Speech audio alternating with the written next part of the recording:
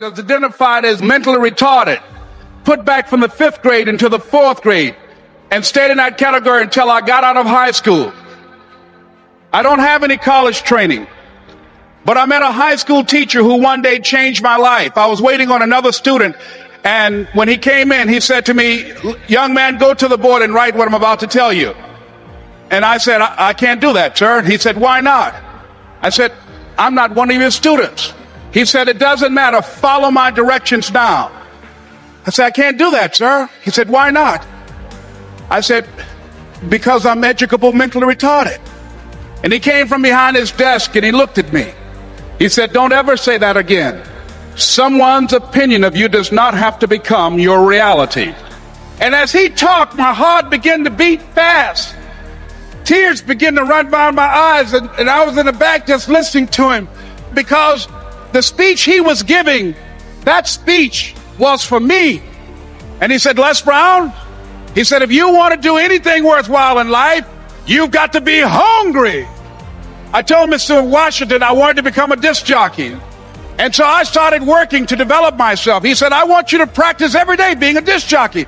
I said, "But I don't have any job now." He said, "It doesn't matter." He said that it's better to be prepared for an opportunity and not have one than to have an opportunity and not be prepared. And as I was working to develop myself, I applied for a job as a disc jockey, WMB, on Miami Beach. I went to a guy named Milton Butterball. I said, "How you doing, Mr. Butterball? I'd like to get a job as a disc jockey." He looked at me, he said, "You have any broadcast background?" I said, "No, sir, I don't." "You have any journalism background?" I said, "No, sir, I don't."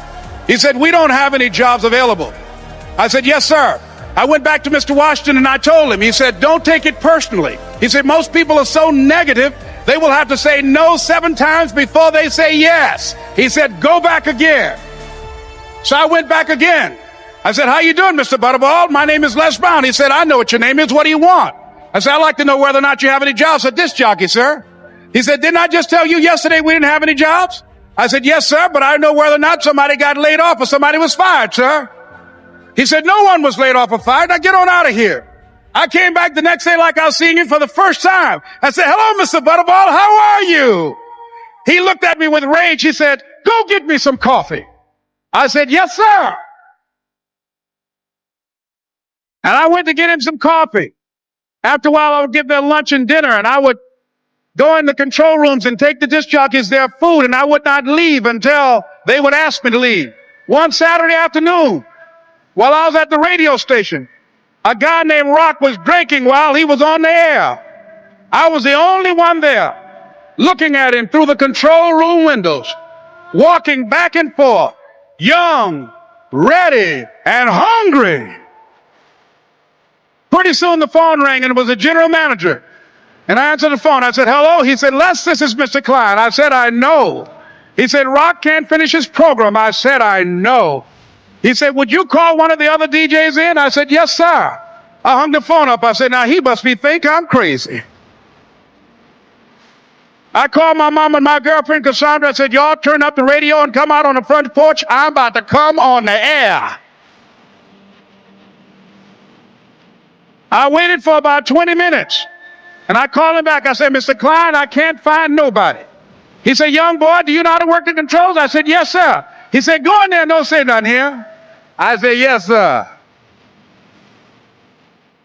I couldn't wait to get behind those controls. I put on an old Stevie Wonder record called Fingertips. I sat down behind that turntable. I said, "Look out, this is me, LB Triple P. Les Brown, your platter playing papa. There were none before me, and there will be none after me. Therefore, that makes me the one and only. Young and single and love to mingle, certified, bona fide, indubitably qualified to bring you satisfaction, a whole lot of action. Look out, baby, I'm your love man." I was hungry. I was hungry. You got to be hungry. Begin to know that you have greatness within you. And if just one of you here begin to envision yourselves as being blessed and highly favored to reach your goals, if just one of you capture the essence of what that means, that you have greatness within you and a responsibility to manifest that greatness, that you can make your parents proud, you can make your school proud, you can touch millions of people's lives, and the world will never be the same again because you came this way. It was hard, ladies and gentlemen, coming to speak to people.